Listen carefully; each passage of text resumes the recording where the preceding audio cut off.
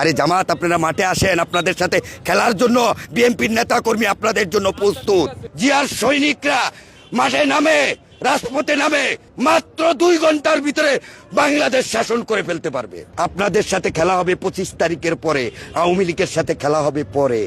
সময় হলেই দেখতে পারবেন আমরা কি করতে পারি। আপনারা আসেন মাঠে, আমরা আছি, আমরা দেখবো আপনারা কতটুকু খেলতে পারেন। আসেন সামনে, আপনার সাথে খেলাটা খেলবো আমরা রাজপথে, ইলেকশনের আগেই খেলবো যদি আপনার ক্ষমতা থাকে। আসেন, আর সেইবার দেখেন মাঝখানে খেলবো, রোডের মাঝখানে রাজপথে খেলবো। বাংলাদেশ ছোট কান্ট্রি হিসাবে মাদ্রাসা বেশি।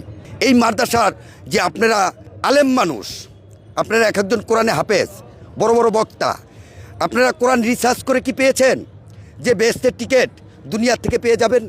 আপনারা ভোটের জন্য বেহেশতের টিকিট বিক্রি করেন, কিভাবে এটা সম্ভব? মানুষকে কি বোকা পাইছেন? বাংলাদেশের মানুষ কি বোকা? মুসলিম বোকা? এটা ভাবলে ভুল করবেন। কেউ বেহেশতের টিকিট বিক্রি করেন, কেউ ট্যাবলেট বিক্রি করেন। আগে অনেক ধরনের ট্যাবলেট খাইছেন, এখন জামাতের একটা ট্যাবলেট খাইয়া দেখেন না। আরে জামাত, আপনারা মাঠে আসেন, আপনাদের সাথে খেলার জন্য বিএনপির অঙ্গ সংগঠন, বিএনপির নেতা কর্মী আপনাদের জন্য প্রস্তুত। আপনারা আসেন মাঠে, আমরা আছি, আপনাদের জন্য আছি। আমরা দেখবো আপনারা কতটুকু খেলতে পারেন। এই যে দেখেন, ওবায়দুল কাদের একটা কথা বলেছিলেন, ফাটা কৃষ্ণ কি বলেছিলেন জানেন? কয় খেলা হবে, খেলা হবে। স্টেজে উঠা বলে এত নেতা কর্মীর দরকার নাই, এখন আপনার নেতা কর্মী কোথায় গেছে? মির্জা ফখরুল সাহেব বলে আমি পলাবো না, পলাবো না, পলাবো না। পলাইলে আপনার বাসায় যাই পলাবো, এখন কেন পলাইয়া গেছেন?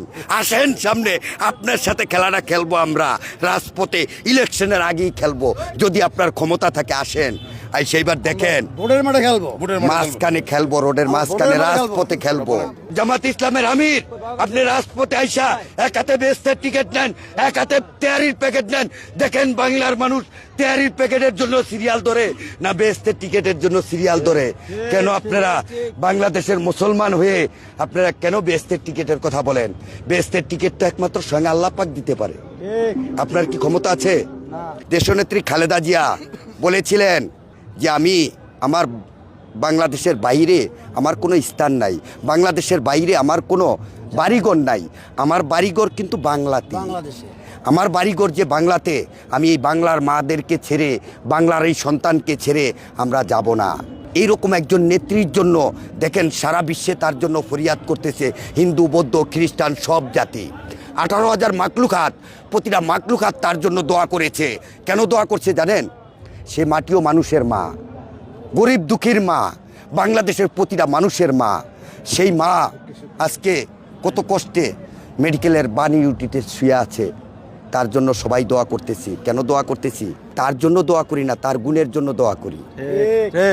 অনেক নির্যাতিত, তার বাড়ির থেকে যখন তাকে বের করে দেয় তার কত কষ্ট, তার কত কষ্ট। তার বাড়ির সামনে ট্রাক দিয়ে দাঁড়া করে রাখছে, আর পুলিশ বাহিনী তাকে ধাক্কা দিতেছে। সে 3 বারের প্রধানমন্ত্রী বাংলাদেশের।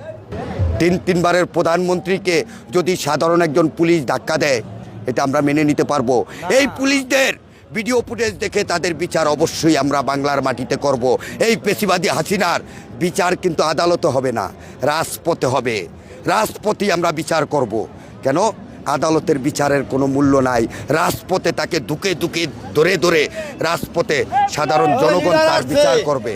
লিডার আসছে, লিডার আসছে। আমি বাংলাদেশ জাতীয়তাবাদী রিক্সা ভ্যান অটো চালক দল ঢাকা মহানগর দক্ষিণের আহ্বায়ক মোহাম্মদ নবী আলম বাহার।